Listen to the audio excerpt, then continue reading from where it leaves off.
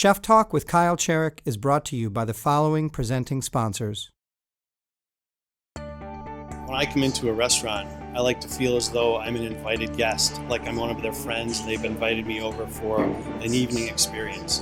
And that's what I like my food to convey as well to my guests, as though I'm cooking for them, I've invited them over, and I'm going to sit and we're going to have a great meal.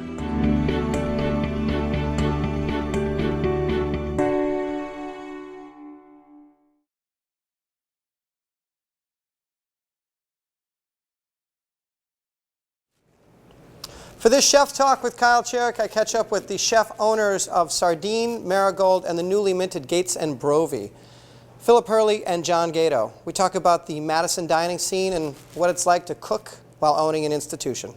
It's Chef Talk with Kyle Cherek here at Sardine.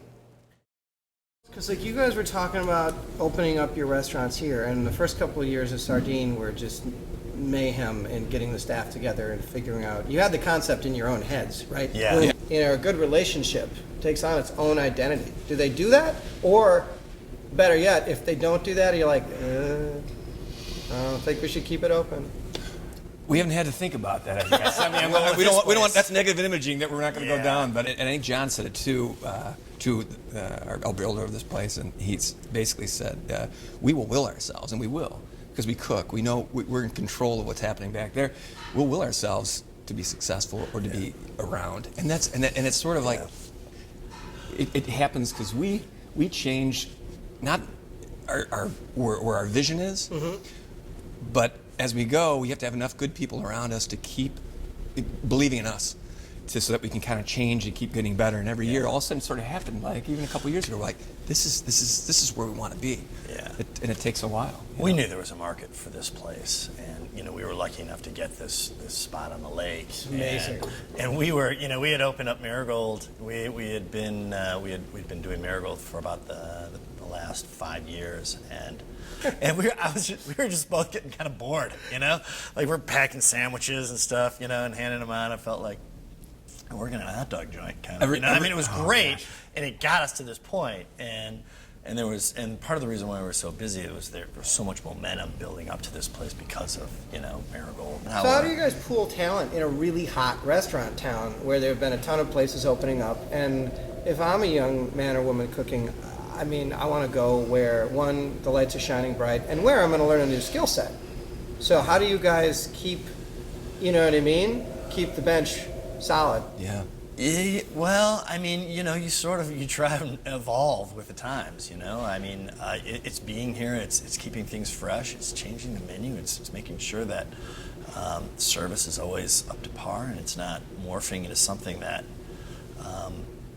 is, what you created.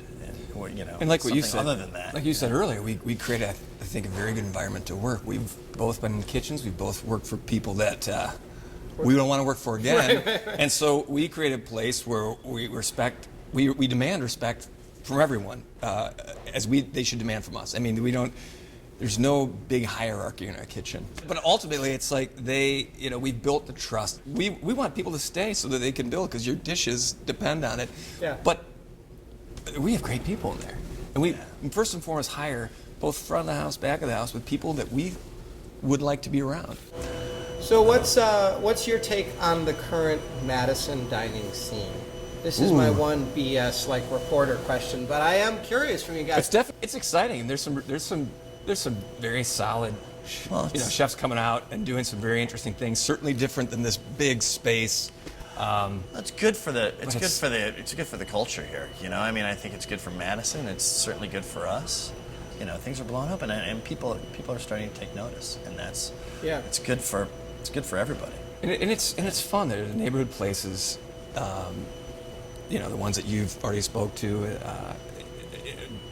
Bonanno's Place and Four Corner and whatnot. They're great little joints. You do feel like it's a little more urbane in that sense of being in Chicago, in a small little neighborhood where you're going having some great food on a corner somewhere that is quiet, or in Brooklyn, of course, or somewhere in New York City.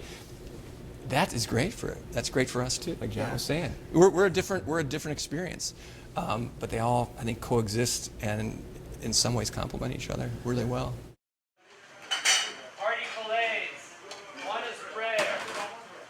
one rare. 1 chicken, party style. 7 party salmon. 2 mushroom risotto entrees.